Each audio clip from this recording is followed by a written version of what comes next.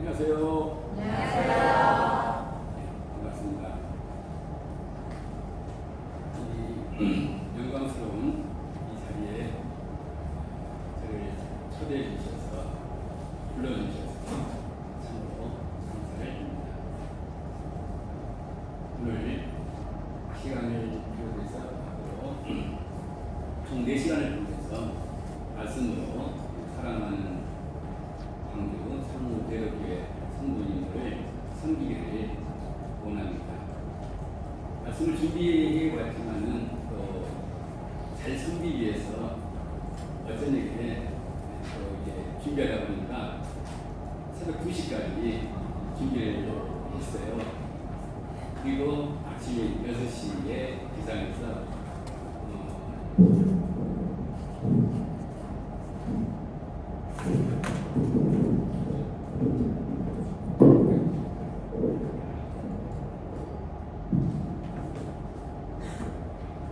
그래서 아무쪼록 이 시간을 통해서 하나님께서 말씀을 통해서 우리 상무대학교의 성도님들을 축복하는 그런 시간이 되었으면 좋겠습니다.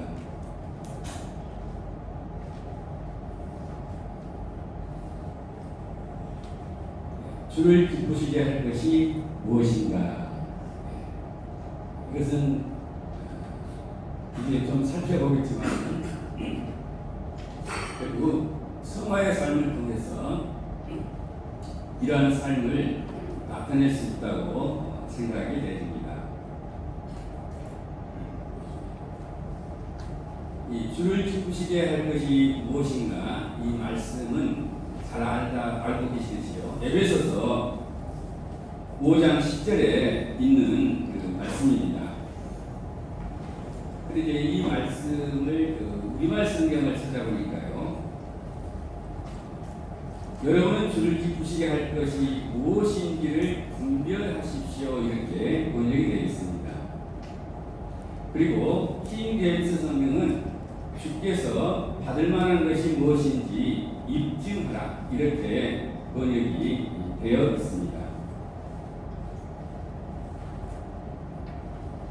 앞뒤 그 문맥을 살펴보면요, 이 말씀은 이 구원받은 우리들이 하나님의 자녀답게 사는 삶, 성화의 삶, 거룩하게 사는 이 삶과 관련이 있습니다.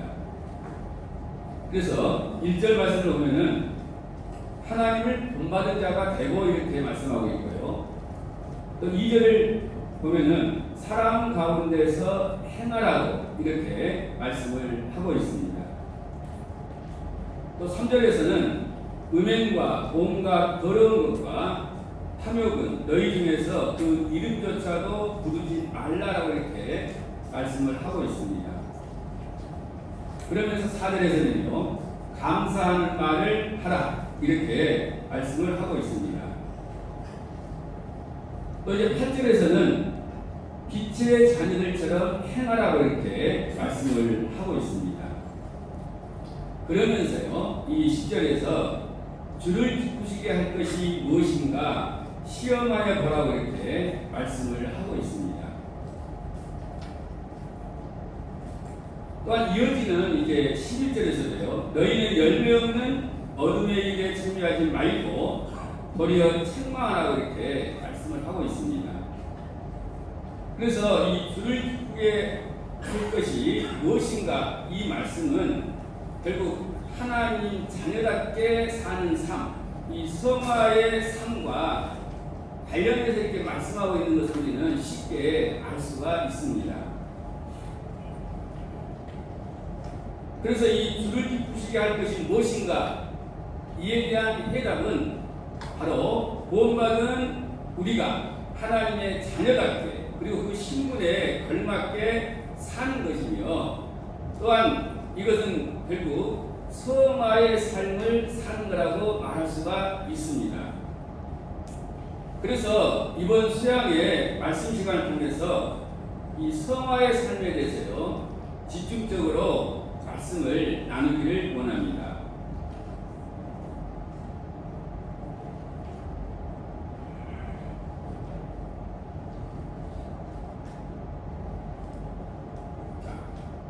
성화의 삶은 시간이 지나면 저절로 되진가요?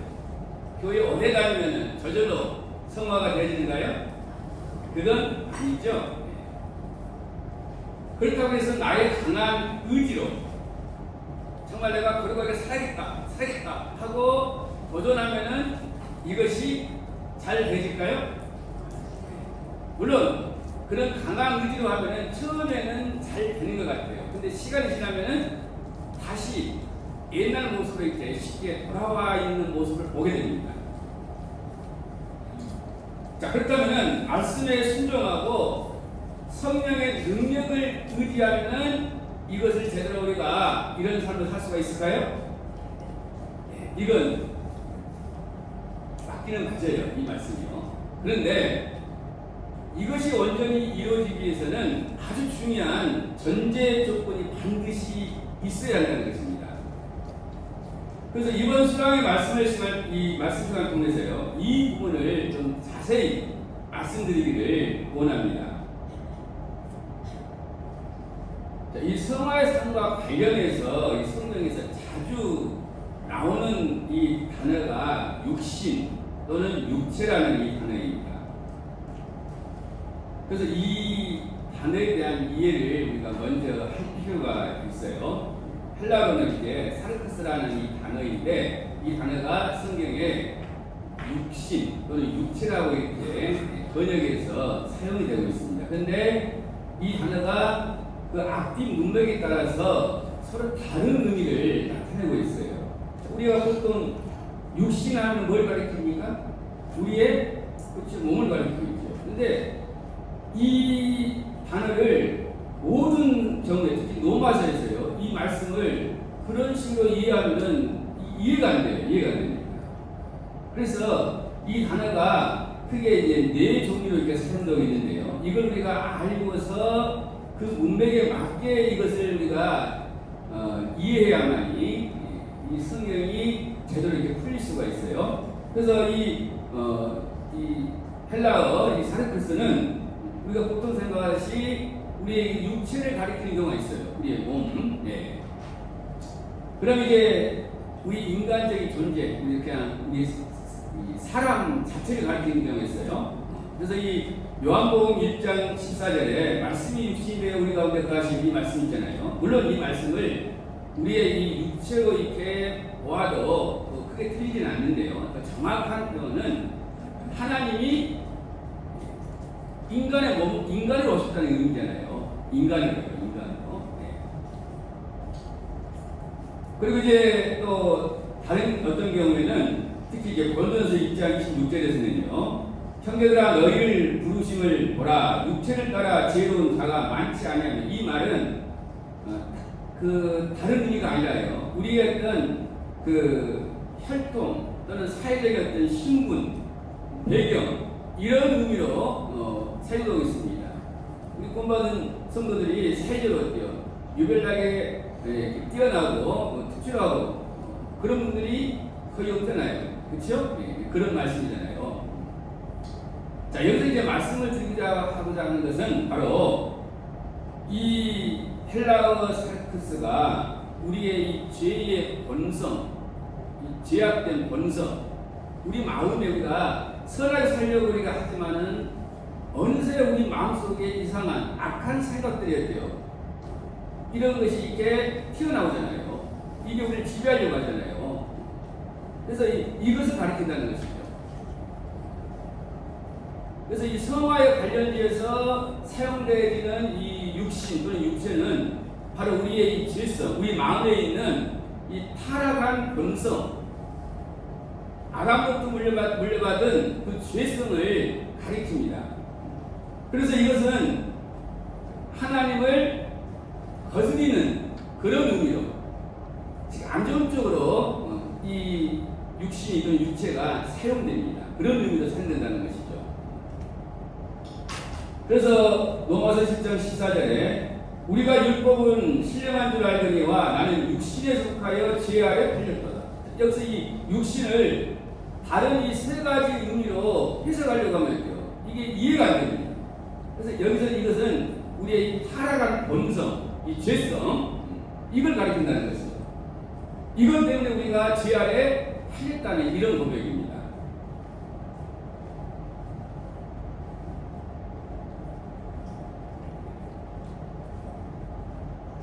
자, 우리가 이제 구원받기 이전의 그 모습입니다.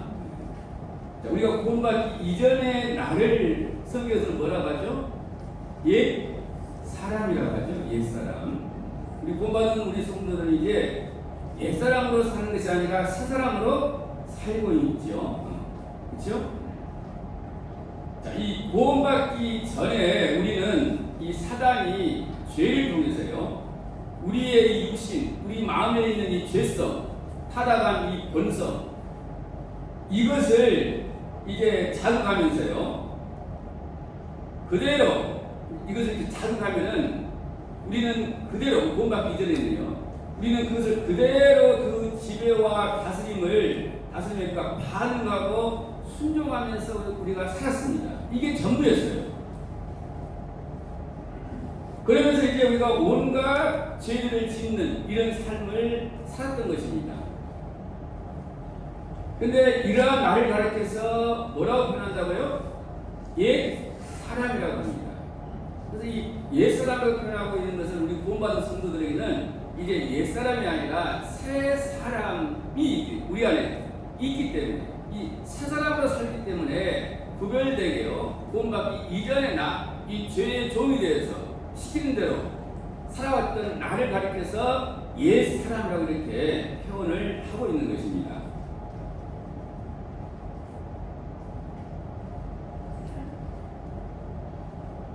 성화의 이 구원과 예수님의 이 사역과 이 관계를 우리가 잘 이해하기 위해서는 우리가 이 우리의 영혼의 이 구원과 예수님의 이 사역, 이 부분을 좀 우리가 언급을 해야 될 필요성이 있어서 제가 복음 말씀 시간이 아닌데 이 부분을 좀 이렇게 언급을 합니다. 자, 우리는 예수를 믿고 영혼의 구원을 받은 자이죠. 좀 더 이제 구체적으로 말씀드리면 우리는 놀라운 사역을 이루신 예수님을 믿고 구원받은 자들입니다. 그죠? 십자가에서 우리의 모든 죄를 대속하시고 또 이를 확증하기 위해서 부활하시고 또 승천하신 예수님을 믿고 우리는 구원을 받은 것입니다. 단순히 우리가 예수님을 믿고 구원받은 것이 아니에요. 그가 많은 교회에서 예수님을 믿는다 하지만은 그 예수님이 과연 어떤 예수님이냐, 이거 따져봐야 되잖아요. 그러니까는 많은 교회에서 예수님을 믿는다고 하면서도 그들은 구원받지 못하고 있잖아요. 구원의 확신을 갖고 있지 못합니다. 왜냐하면은 이 예수님께서 행하신 이 사역, 이 부분을 그들이 놓쳐버리기 때문에 그들은 그런 결과에 이를 수밖에 없다는 것이죠.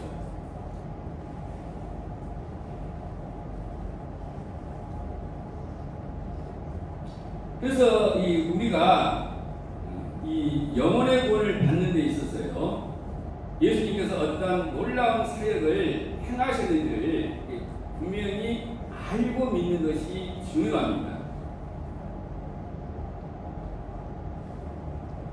우리는 다 죄의 형벌에서 구원을 받았습니까? 그렇죠? 그런데 이게 이제 그럼 우리는 더 이상 죄로 인해서 고민할 필요가 없는 자들인가요? 자, 우리는 예수를 믿어서 죄의 사함을 받았지만은 우리에게 여전히 남아있는 중요한 문제가 있어요. 아마 그래서 우리 구원받은 성도라면 다 이 문제 때문에 고민을 다 하셨을 것입니다. 그리고 지금도 아마 하고 계실 거예요. 자, 그것이 뭘까요?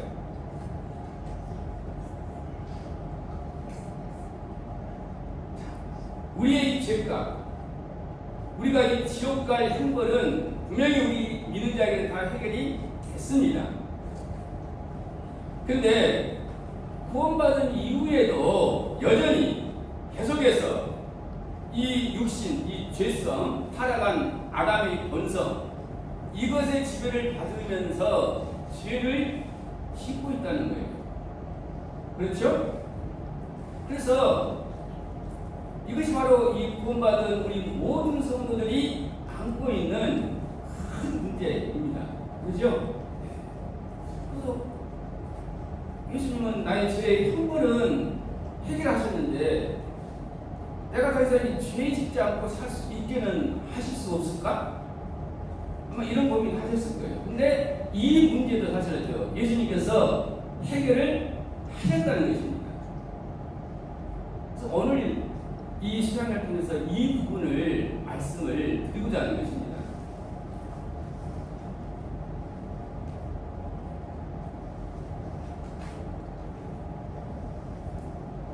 하나님께서 우리에게 이 구원을 은혜의 선물로 주셨죠. 근데 왜 하나님께서 이 놀라운 구원을 은혜의 선물로 주셨냐 이거예요. 그냥 구원받고 천국 가라고 이런 은혜를 주셨을까요? 그게 전부일까요?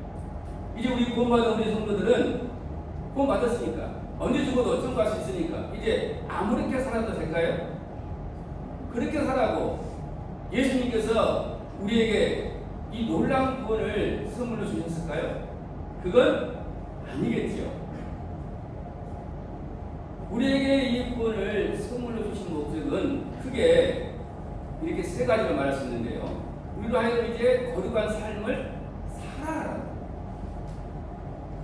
우리의 행위로는 분명히 우리가 구원받을 수 없지만은 그러나 예수님께서 은혜로 우리에게 구원을 베푸신 것은 이것을 힘입어서 이제 어때요? 우리로 하여금 이제 거룩한 삶을 살아가라고 이런 은혜를 베푸신 것입니다.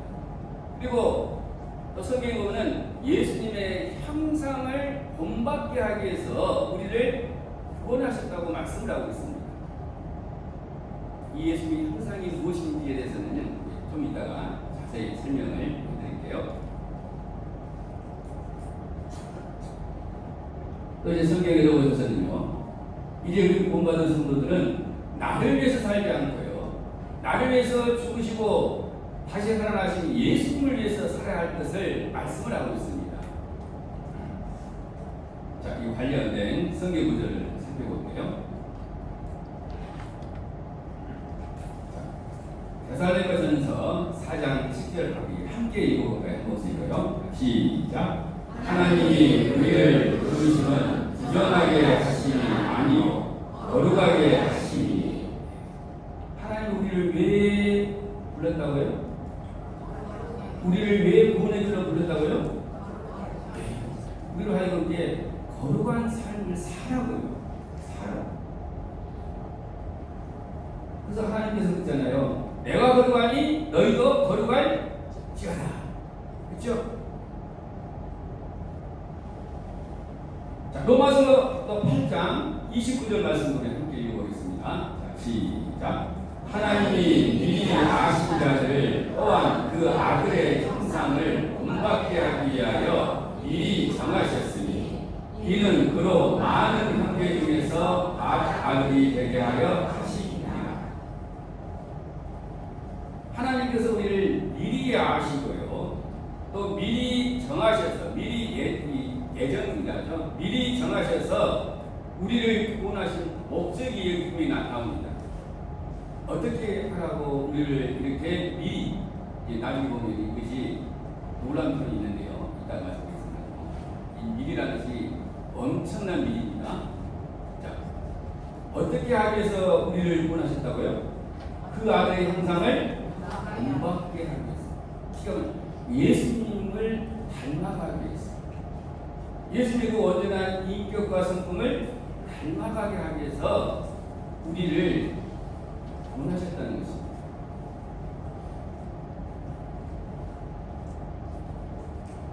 자, 이 고린도후서 5장 15절로 우리 함께 읽겠습니다. 시작. 그가 모든 사람을 대신하여 죽으심은 살아있는 자들로 하여금 다시는 그들 자신을 위하여 살지 않고 오직 그들을 대신하여 죽었다가 다시 살아나신 이를 위하여 살게 하려 합니다. 우리를 하나님의 은혜로 구원하신 것은요, 그 구원 자체가 목적이 아니라요, 이 구원을 바탕으로 해서 이제 하나님을 위해서, 예수님을 위해서 살아고 우리를 구원하셨다는 것입니다. 이를 위해서 예수님이 우리를 위해서 죽었다가 다시 살아나신 것입니다.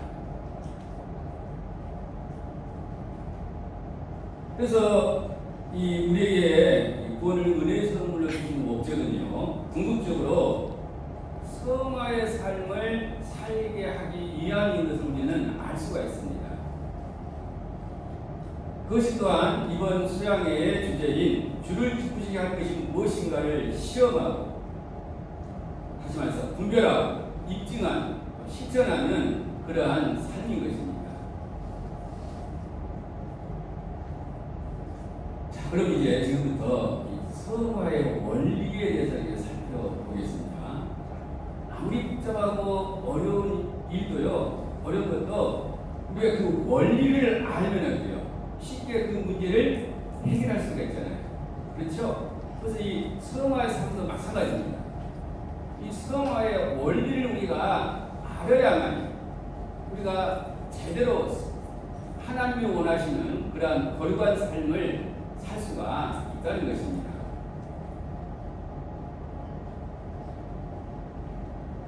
우리는 앞서 우리가 이 영혼의 구원을 받기 위해서는 놀라운 사역을 이루신 예수님을 반드시 믿어야 함을 살펴봤습니다.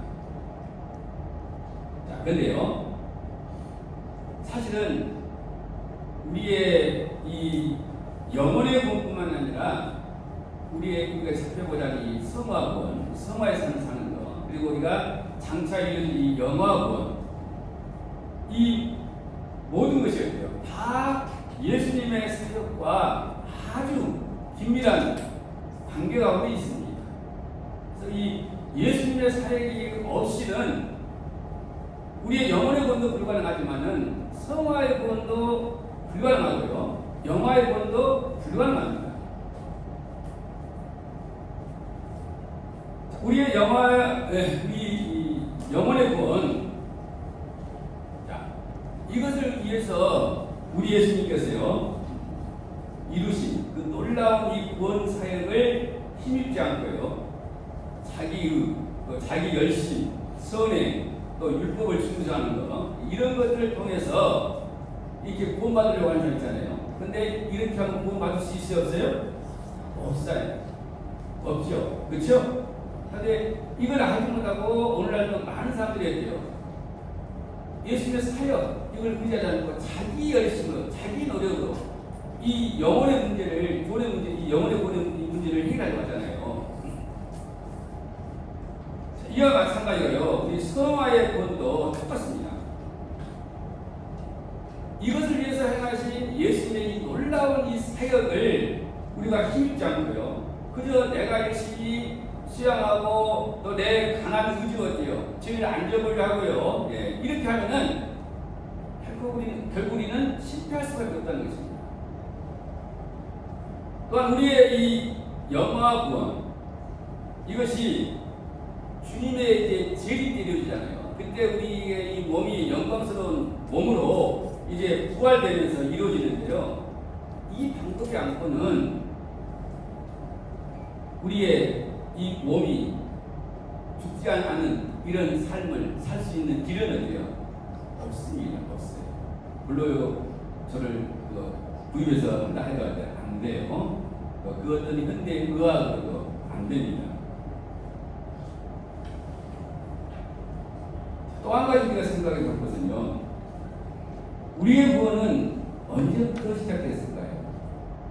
내가 믿을 때부터 그때 시작됐을까요?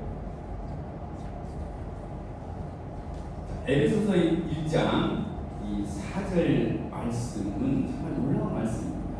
이 말씀 우리 한번 같이 한번 읽어보겠습니다. 자, 시작. 곧 창세전에 그리스도 안에서 우리를 택하사 우리로 사랑 안에서 그 앞에 거룩하고 흠이 없게 하시려고.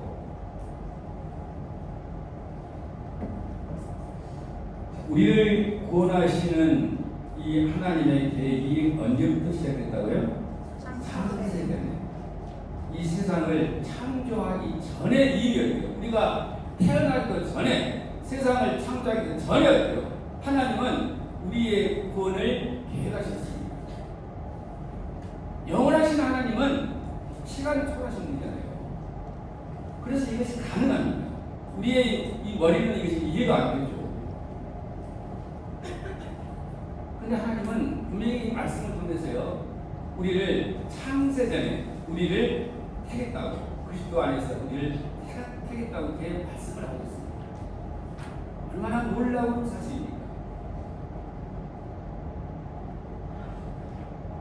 그래서 이 에베소서 1장 4절 말씀과 이제 여기 로마서 8장 28절부터 30절 말씀을 이렇게 종합해 보면요, 결국 창세 전에 우리를 구원하시고자요, 미리 하나님은 아셨어요.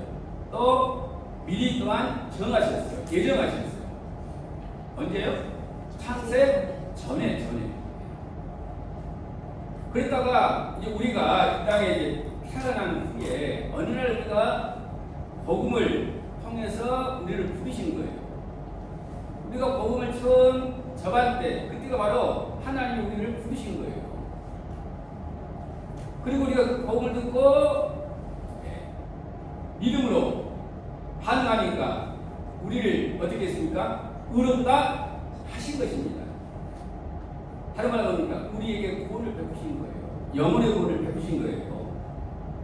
그리고 이제 지금은 성화의 이 삶으로 인도하고 계신 거예요. 이 로마서 8장 여기 이 말씀에서 이것이 생략됐지만요.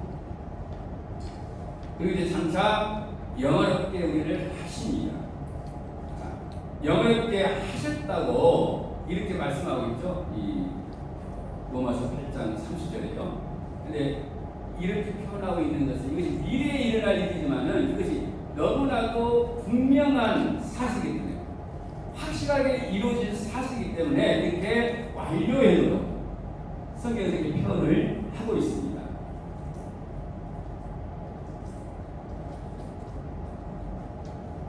그래서 우리가 여기서 분명히 알아야 할 것은요, 우리의 구원은 언제부터 계획됐다고요? 창세 전에. 놀라운 것은 창세 전에요 계획이 됐다는 것입니다. 그래서 우리의 이 머리는 잘 이해가 안 되죠. 그런데 영원하신 하나님은 시간을 초월해서요, 이를 능히 하실 수 있는 분이시잖아요. 그렇죠?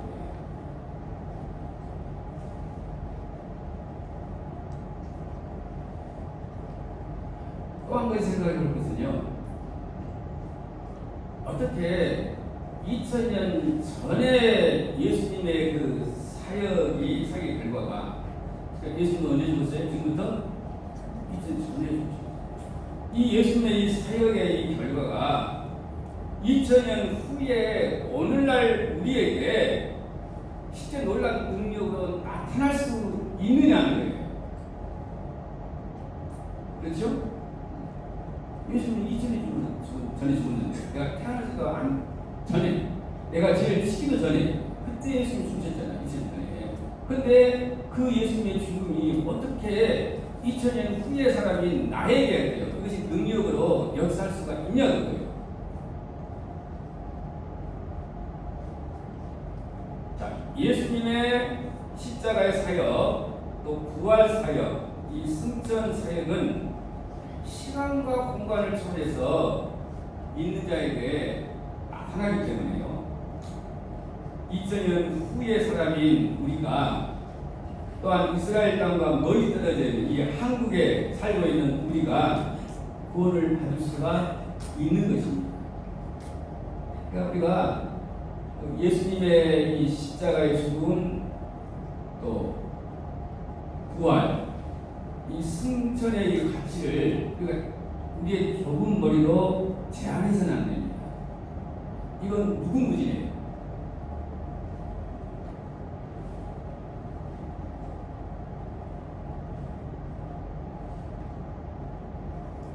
우리가 예수를 믿어서요, 구원받는 데 있어서 2000년이라는 이 시간 간격이 전혀 문제가 안 되고요, 또 이스라엘의 골고다 언덕이라는 그 장소와 한국에 있는 이 사이의 먼 거리, 전혀 다른 이 공간, 이것이 전혀 문제가 되지 않는다는 것입니다. 왜 지금 성화에 관련해서 말씀을 이렇게 해야 되는데 이런 부분을 지금 말씀을 하고 있을까요? 그것은 바로 이 성화의 구원에도 이것이 동일하게 적용되기 때문에 그런 거예요. 이것을 지금 설명하기 위해서 지금 제가 이 부분을 지금 자세히 말씀을 드리고 있는 것입니다. 이 부분을 이제 좀 이렇게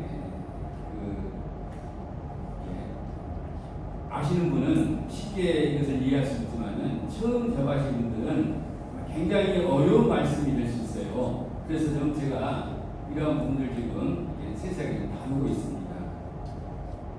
우리 학생들, 청년들 중에서도 아마 좀 생소하고 좀 어려운 내용일 수가 있어요. 그래서 이렇게 세세하게 내용을 다루고 있습니다. 또 한 가지 생각해 볼 것은요, 이 예수님의 이 사역의 가치와 능력은 얼마나 되느냐 이거예요. 하나님이 사람의 몸으로 오신 이 예수님, 이 예수님께서 우리의 죄를 친히 대속하셨습니다. 누가 십자가에 죽으신 거예요? 누가요? 누가요? 하나님이에요.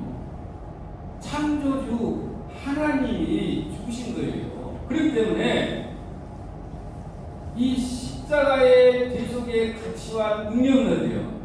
이건 측량할 수가 없습니다. 이건 무궁무진해요. 우리가 이것을 분명히 알아야 됩니다. 그래서 우리가 이걸 예수님이 하나님이심을 알지 못하면요, 복음서에 나오는 예수님이 행하신 수많은 기적이잖아요. 그게 다 의심이 되죠. 근데 예수님이 하나님이심을 우리가 분명하게 알게 된다면, 믿게 된다면은 그러한 것들은 신중목교예요. 그렇죠? 그렇지 않겠습니까? 그래서 이 예수님이 죽었다 부활하신 것도 이거 당연한 것입니다. 예수님은 하나님이기 때문에 또 승천하신 것도 당연한 거예요. 의심할 것이 못 됩니다. 그래서 우리가 구원받음에 있어서요, 구원받을 때 이 예수님이 누구이신가 이걸 정말로 분명하게 알아야 됩니다. 그냥 사람 중에 훌륭한 사람 중에 한 사람으로 이렇게 생각하면서 은근히요, 말로는 뭐 삼위일체 하나님 이렇게 하면서도 은근히 속으로 그런 생각을 가지고 있었는데요, 이 구원의 문제가 절대 해결되지 않습니다.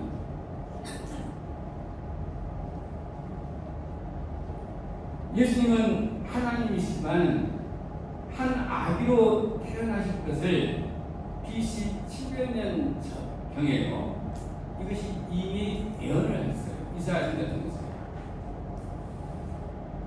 이사야서 9장 6절에 이는 한 아기가 우리에게서 낳고 한 아들을 우리에게 주신 바 되었는데 그의 어깨에는 정사를 메었고 그의 이름은 기묘자, 모사, 전능하신 하나님이라, 영존하신 아버지라, 평강의 왕이라 할 것입니다.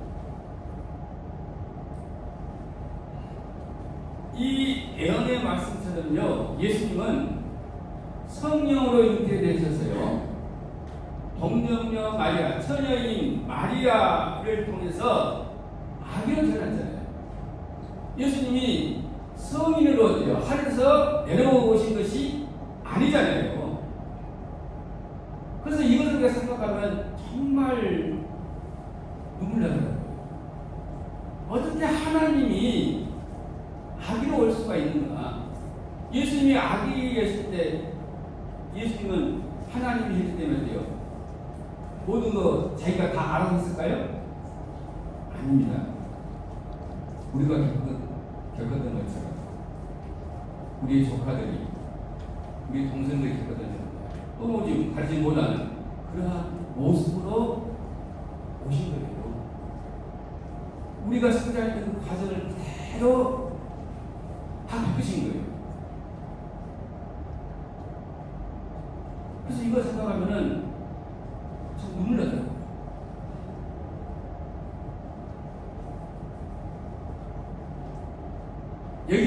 것처럼 전능하신 하나님, 영존하시는 아버지, 또 달리 필요한 겁니까? 창조주 하나님이 한 아기로 오신 거예요. 그분이 누구예요? 예수님이시죠. 지금 왜 이 말씀을 드릴까요? 그러기 때문에 어때요? 예수님의 그 십자가의 죽음의 능력은 어때요? 무궁무진하다는 거예요. 이건 말씀을 드리고 싶은 것이고, 또한 이것은 거기에 그치지 않을 것 같아요. 우리의 성화의 구원에 있어서도 어때요? 엄청난 이것이 능력을 또한 끼치고 있다는 것을 설명하기 위해서 지금 이 부분을 말씀을 드리는 거예요.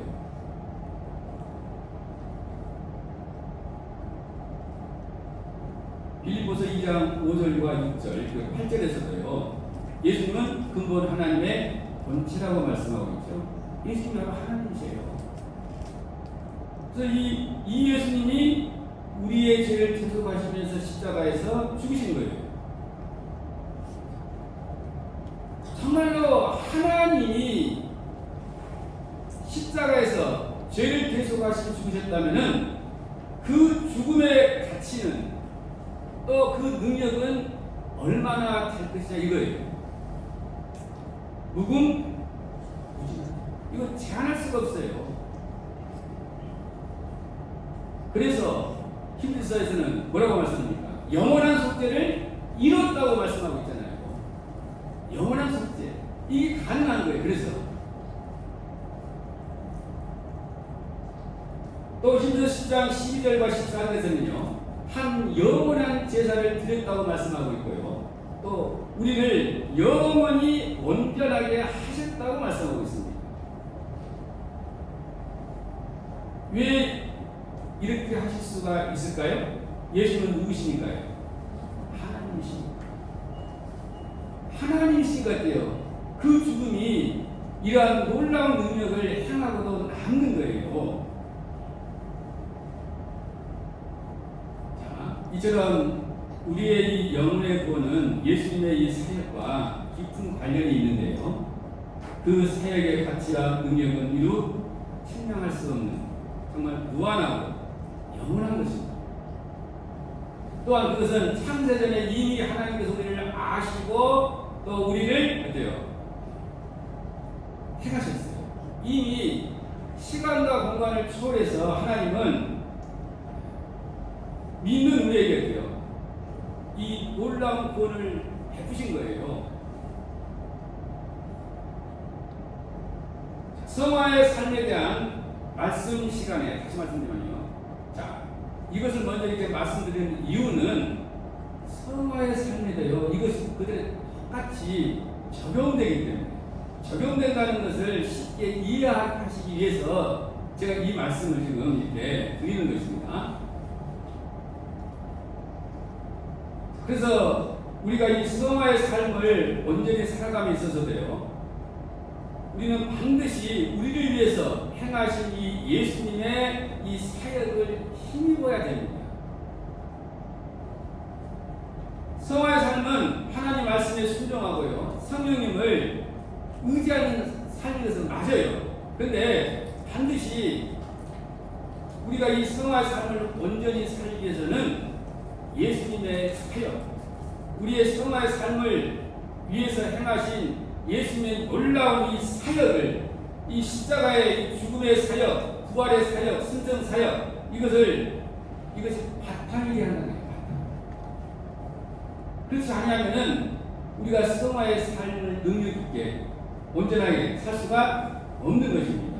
자, 그렇다면요. 어떻게 이 예수님께서 행하신 이 사역이 우리의 이 성화의 삶에 밑바탕이 되냐 이거예요. 또 놀라운 능력으로 우리가 성화의 삶을 살에 있어서 놀라운 능력으로 역사하실 수가 있냐 이거예요. 먼저 이 예수님의 이 십자가의 사역과 이 성화의 삶과의 관계를 먼저 살펴보고요. 그리고 이제 이 다음 시간에는 부활과 성화의 삶, 또 승천과 성화의 삶과의 관계를 살펴볼 계획입니다. 자, 그럼 이제 이제 지금부터 남은 시간, 이 남은 시간을 통해서요, 본격적으로 예수님의 이 십자가가 우리의 이 성화의 구원에 어떻게 놀라운 능력을 나타내고 있는지요, 이 부분을 살펴보도록 하겠습니다.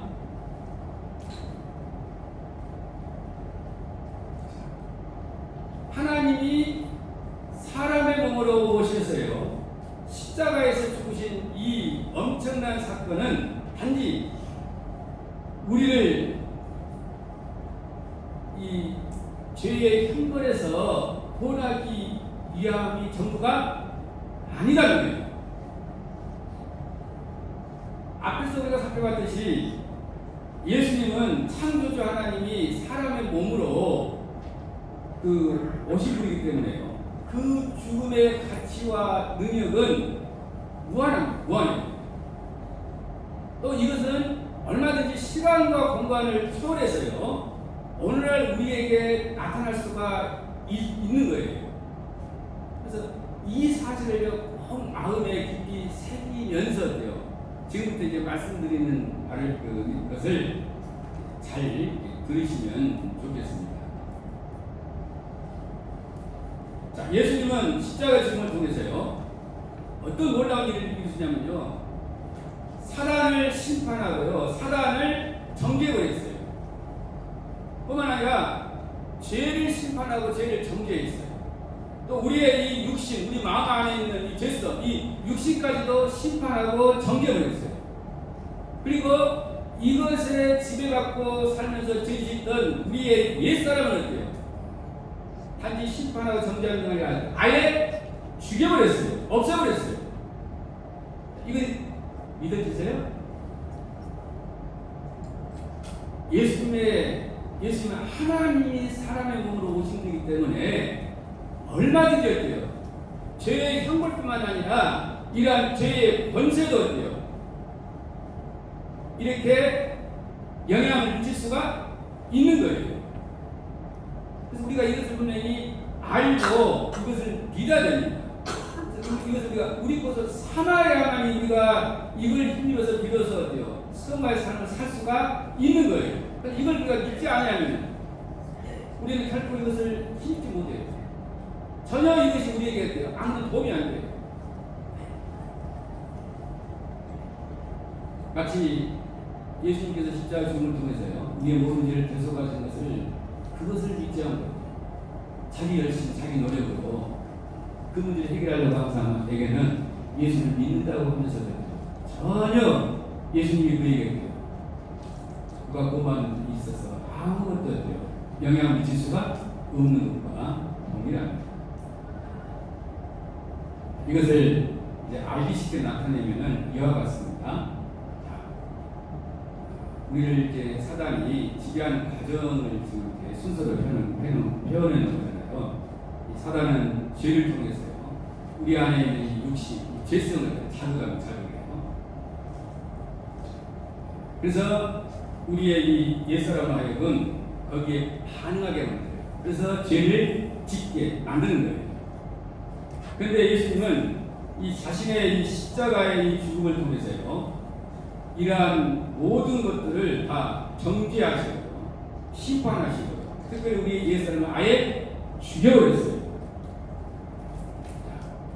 이것이 실제 성경에서 말씀하고 있는가, 이제 그걸 지금 살펴보기를 원합니다.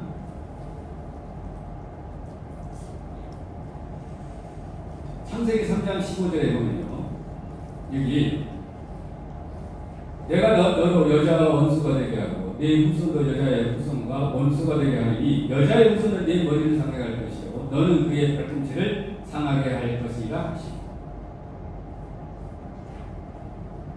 아담의 이 범죄 후에 이 사단, 이 뱀을 저주하실 때요, 하신 말씀이 이 예언이에요. 예수를 통해서 이것이 이루어졌잖아요. 여기 여자의 후손은 누굴 가리킵니까? 예, 그렇죠. 성령으로 처녀 마리아를 통해서 태어나신 예수님을 가리키죠. 또 여기 내 머리를 상하할 것이요, 이것은 뭘 의미하죠? 사단의 머리를 상하게 한다는 것이죠. 자, 뱀은 머리만 밟아버리면 돼요. 힘을 쓰지 못하죠. 또 이제 그의 발꿈치를 상하게 할 것이다. 이 말씀은 바로 예수님의 십자가의 죽음을 의미하죠. 그래서 이 예수님은 십자가의 죽음을 통해서요, 사단에게 패배한 것처럼 보이지만은 이 일을 통해서요, 사단의 가장 강력한 무기, 이 죄, 이 인류의 모든 죄를 버려야 돼요. 그 죽음을 통해서 대속해버렸잖아요. 뿐만 아니라 구원받은 성도에게 있어서 이제 이 사단은 마치 머리 밟힌 뱀과 같이 그런 상태예요. 분명히 지금 사단은 살아 역사하고 있잖아요. 그렇지만은 예수님의 이러한 사역이 있기 전과 있기 후에, 특별히 우리 믿는 자에게 돼요. 이것이 그 사단의 영향력이 돼요. 분명히 다르다는 거예요.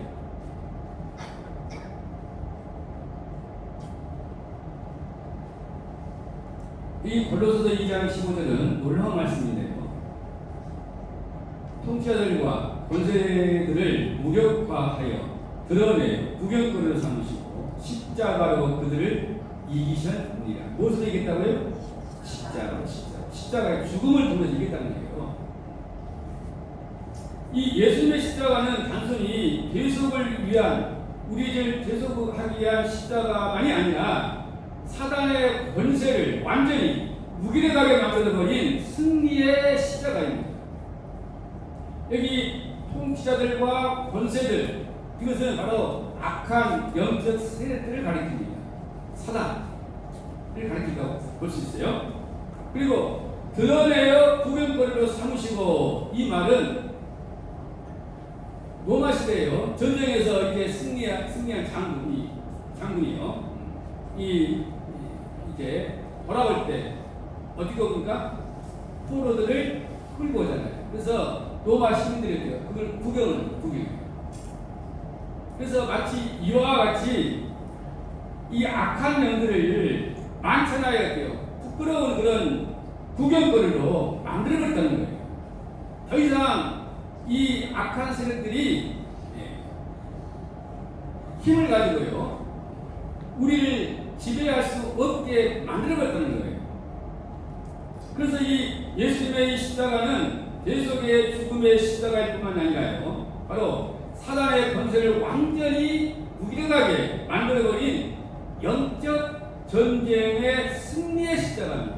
영적 전쟁의 승리의 십자가예요. 대속의 십자가만이 아니라 영적 전쟁의 승리의 십자가라는 거예요.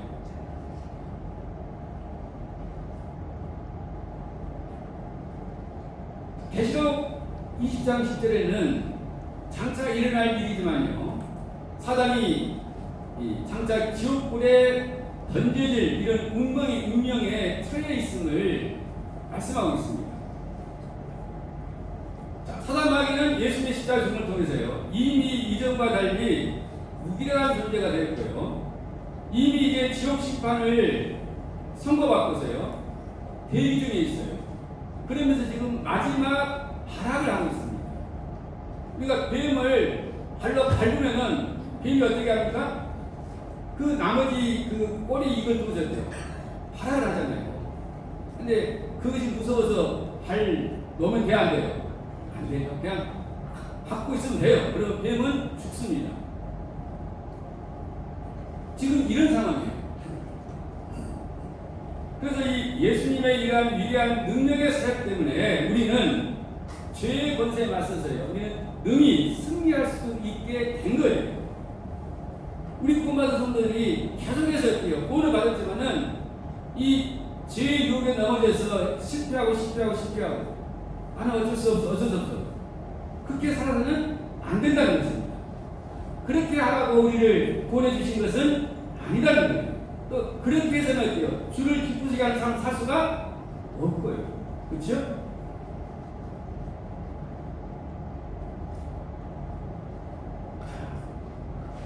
사단을 심판하고 정죄했을 뿐만 아니라요, 죄를 또한 심판하고 정죄했습니다. 이 말씀은 좀 어려운 말씀인데요. 잘 들어보세요. 고린도후서 5장 21절 말씀이요. 하나님이 죄를 알지도 못하신 이를 우리를 대신하여 죄로 삼으신 것은 우리로 하여금 그 안에서 하나님의 의가 되게 하려 하십니다. 하나님은 죄를 알지도 죄를 행하지도 않고요. 아예 죄를 알지도 못하신 이 예수님을 우리를 대신해서 뭐로 삼았다고요? 죄로 삼았다고 기표하고 있어요. 이 굉장히 중요한 표현입니다. 그래서 이것은요, 우리가 흔히 생각하듯이 이제 그렇게 볼 수 있어요. 이렇게 해가지고 하나님의 의가 우리에게 임하게 됐어요. 이 십자가의 죽음을 통해서요. 이것은 바로 우리가 법적으로 무죄 선언을 받게 됐잖아요. 우리가 의롭다함을 입은 것은, 구원받았다는 것은 하나님이 이겼대요. 우리들 너는 무죄 이렇게 선언한 거예요. 그리고 이걸 달리 표현하면은 그리스도의 그 예수님의 그 온전함이 우리에게 그대로 전가됐어요. 그대로 이것이 우리에게 주어진 거예요. 그래서 이것은 예수님께서 이제 속죄 제물이 되셨다는 이런 의미로 1차적으로 볼 수가 있어요. 이게 틀린 것이 아닙니다. 그런데 예수님을 이 죄로 삼으셨다는 이 표현은 또 다른 의미가 내포되어 있다는 것입니다. 왜 예수님을 죄로 삼았을까? 죄가 좋은 거예요? 나쁜 거예요? 나쁜 거잖아요. 근데 예수님을 죄로 삼았다 이거. 이렇게 표현하고 있어요.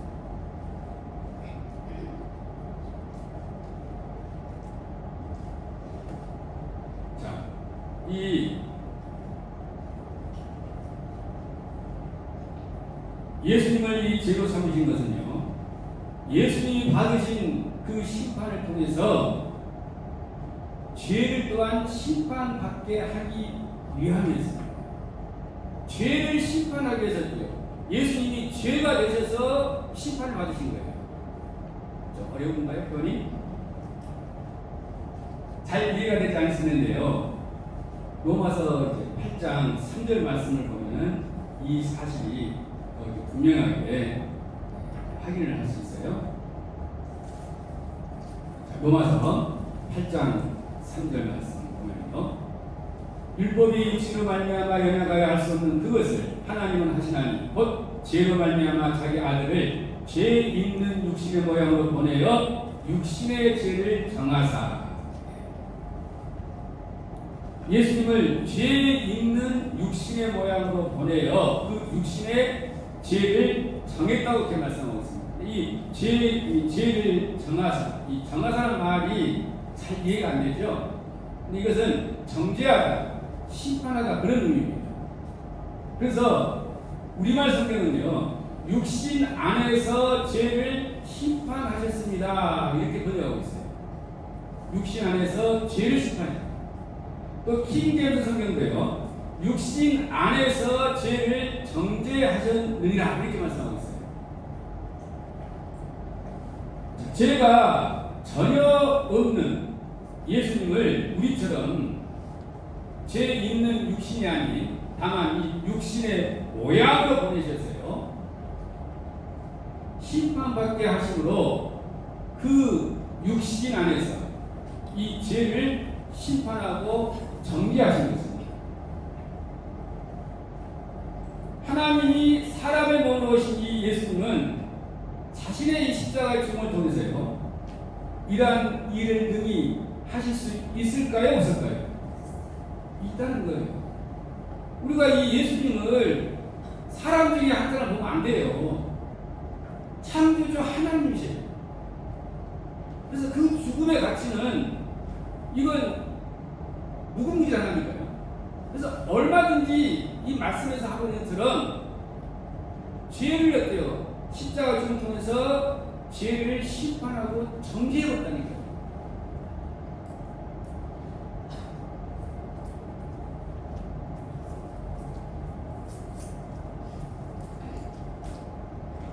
그러면 이제 또한 우리 마음에 있는 이 육신까지도 어때요? 심판하고 정죄해버렸어요. 우리가 더 이상 이게 죄적으로 살지 않게 하기 위해서요. 하나님 중에 이렇게요. 사단을 심판하고 정죄했고요. 죄를 심판하고 정죄했고요. 그 다음에 또 뭘요? 육신, 우리 마음에 하는 죄성까지 어때요? 정죄하고 심판해버렸어요. 그리고 이제 이 다음 흑백을 우리의 옛사람은 어때요? 아예 죽여버렸다니까요. 이게 다 왜 이게 필요하냐면은 그렇게 해야만이 어때요? 우리가 성화의 삶을 제대로 살 수가 있기 때문에 그렇습니다. 이게 이제 어떻게 그 영향을 미치는가 설명해 드릴게요. 여기 갈라디아서 5장 24절에 그리스도 예수의 사람들은 육체와 함께 그 정욕과 탐심을 십자가에 못 박았습니다. 이 말씀은 무엇을 못 박았다는 거예요? 육체도 십자가에 못 박았고 또 뭐예요? 정욕도 못 박았고 탐심도 못 박았다는 의미죠. 그렇죠? 정욕과 탐심만 못 박은 게 아니라 육체와 함께. 그렇죠? 예. 여기 이 육체는 바로 이 육신을 가리켜 육신. 그 아까 우리가 헬라어 사르크스 있잖아요. 그거예요. 다른 데서는 육시가 번역된 그거예요. 이 육체를 십자가에 못 박아 버렸다는 이 표현은 십자가를 통해서 우리의 이 육신을, 이 죄성을 아예 없애버렸다는 말이 아닙니다. 우리의 이 죄성은요, 죽을 때까지 어때요? 우리 안에 남아있어요. 다만 이 죄성이 우리를 얼마만큼 지배하느냐, 지배하지 못하느냐, 영향력을 끼치지 못해요. 그 차이지, 우리의 이 죄성은요, 죽을 때까지 남아있습니다. 그러니까는 신앙적으로 잘 나가던 사람들도 어때요? 이걸 달리고 나면 어때요? 한순간에 어때요? 무너질 수가 있는 거예요. 정말 경건한 사람 그런 사람들도 한순간에 무너질 수가 있어요.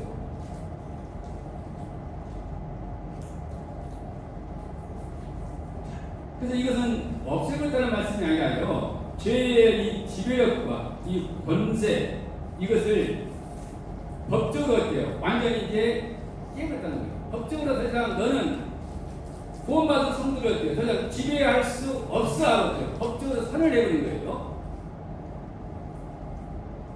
다시 말해서 죄에 끌려다니는 이 죄의 노예가 아니라 죄의 집에서 벗어났어요. 이제는 죄의 요구를 거절할 수 있는 그런 신분이 됐다는 거예요. 우리 구원받은 성도들은요. 예수님은 그렇게 하신 거예요.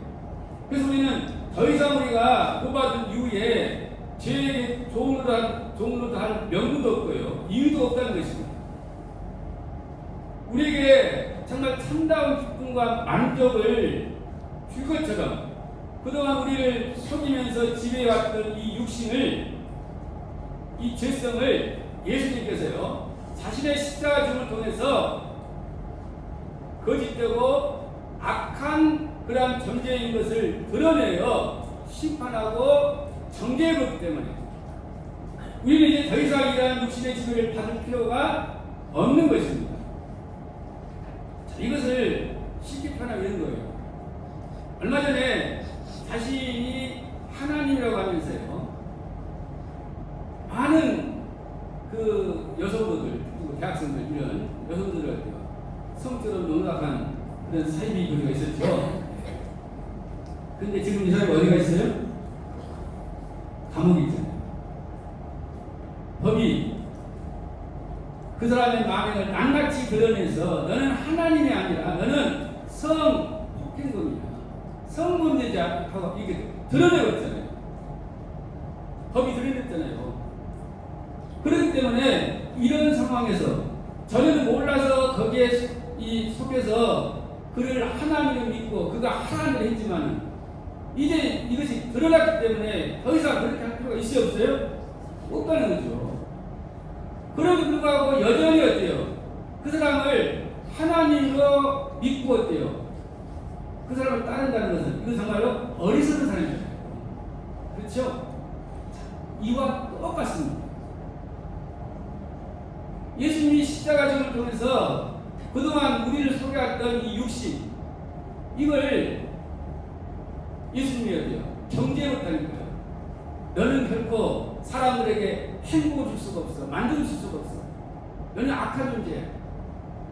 이것을 만천하에 드러내버리는 거예요. 근데 우리는 그동안 속았잖아요. 정말 우리의 이 마음에서 어떤 것이 있게 우리 자극할 때 그것이 정말 우리에게 행복을 줄 것처럼 어때요? 속아서 자꾸 그걸 따랐잖아요.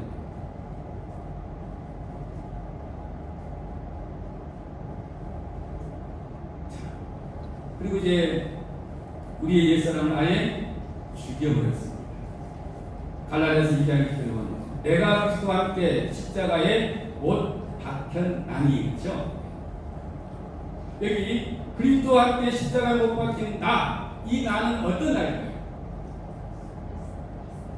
구원받기 믿기 전에 육신의 지배와 다스림에 순종하면서 살았던 옛날에 나잖아요. 그렇죠? 옛사람 나. 다른 것들은 정죄하고 심판했는데요. 이 우리의 옛사람은 아예 그리스도와 함께 십자가에 못 박아 죽여버렸다는 이 사실을 우리는 주목해야 됩니다. 이건 아주 중요합니다. 이것이 되어야만이 우리가 성화의 삶을 살 수 있기 때문에 예수님이 이렇게 하신 거예요. 이걸 하신 거예요.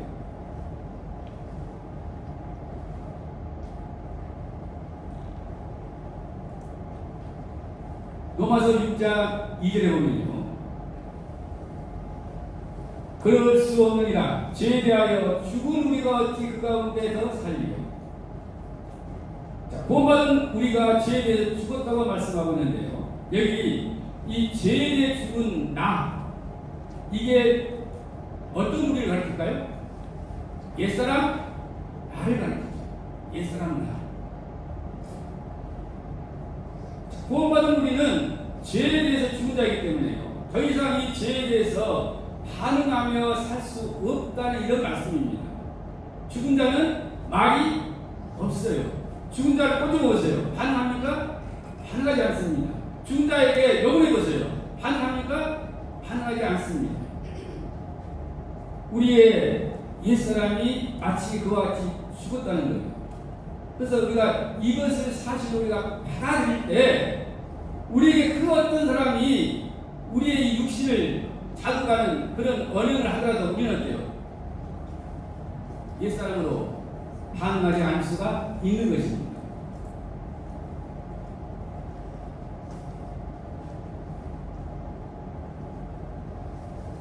로마서 6장 6절에는요.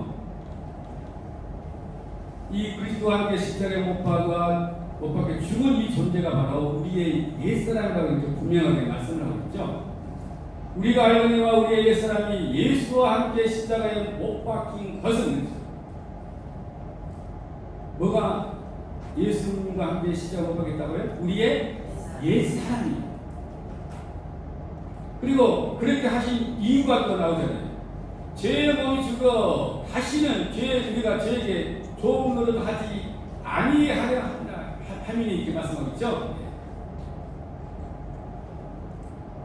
다시 말해서 우리의 이 옛사람이 죽지 않고서는요 죄의 종에서 우리가 해방될 수가 없다는 거예요. 그래서 우리의 옛사람을 그리스도와 함께 십자가에 아예 못 박아 죽여버리는 거예요. 그러니까 정죄하고 심판하는 정도가 아니라 아예 죽여버리는 거예요. 창조주 하나님이 사람의 몸으로 오신 이 예수님께서 이 자신의 이 십자가의 죽음을 통해서 이 놀라운 일을 하실 수 있을까요? 없을까요? 있다는 거예요. 우리 자꾸 나를 위해서 이 놀라운 사역을 이루신 이 예수님이 하나님이신 우리는 항상 명심해야 됩니다. 이제 우리는 이러한 예수님의 사역을 힘입어 이제 성화의 삶을 온전히 살아갈 수 있게 됐어요.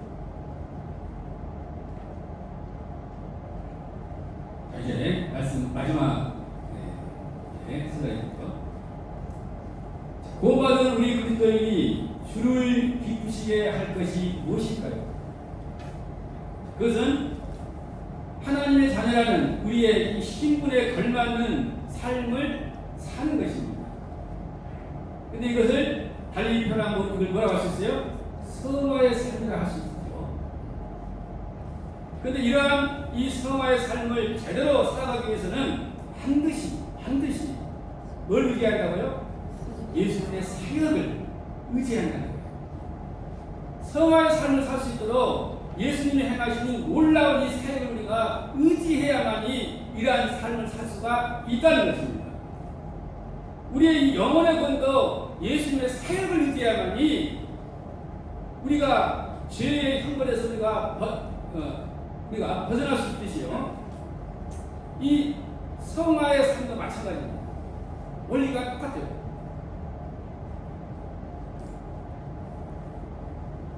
우리를 종으로 삼아온 이 사단, 그리고 죄, 또 우리의 육신, 이 죄의 본성, 이것을 정죄하고 심판하신 죽음입니다. 예수님이 죽으시면요. 진짜 죽으시면요. 또한 그동안 죄의 종으로 살았던 우리의 옛사람을 아예 함께 못 박아 죽여버린 그런 죽음이기 때문에요.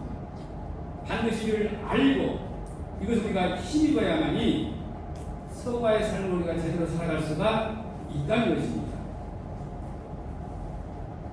이제 다음 시간에는요, 예수님의 이 부활 사역과 승천 사역이 또한 우리의 이 성화의 구원과 어떤 관계가 있는지에 대해서 살펴보도록 하겠습니다. 오늘 시간은 이것으로 마치겠습니다.